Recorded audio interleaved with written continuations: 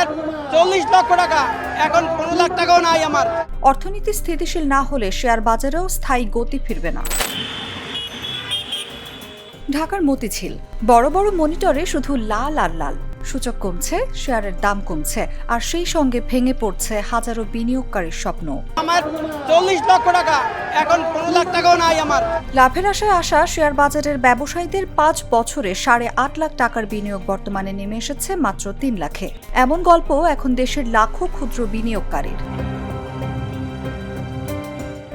Corona পরবর্তী ধাক্কা, রাজনৈতিক পরিবর্তনের পর সাময়িক উত্থান, তারপর আবার টানা দরপতন। বাংলাদেশের পুঁজিবাজার যেন ঘুরপাক খাচ্ছে অনিশ্চয়তার এক বৃত্তে।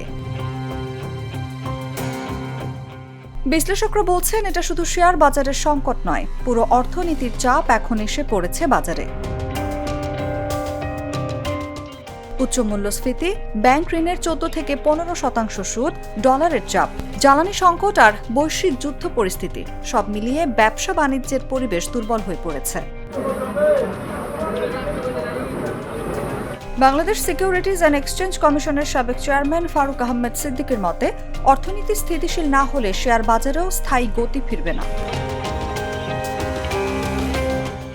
অন্যদিকে বাজার সংশ্লিষ্টরা বলছেন, প্রায় 2 বছর ধরে ভালো কোনো আইপিও না আসায় বিনিয়োগকারীদের আস্থা আরও কমেছে। নতুন ও শক্তিশালী কোম্পানি না থাকায় একই কিছু শেয়ার ঘিরেই বাড়ছে জল্পনা কল্পনা।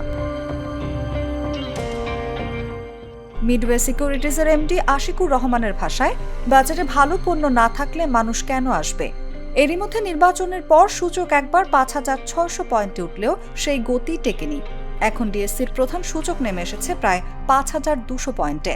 কয়েকদিনেই বাজার মূলধন কমেছে 34,000 কোটি টাকার বেশি।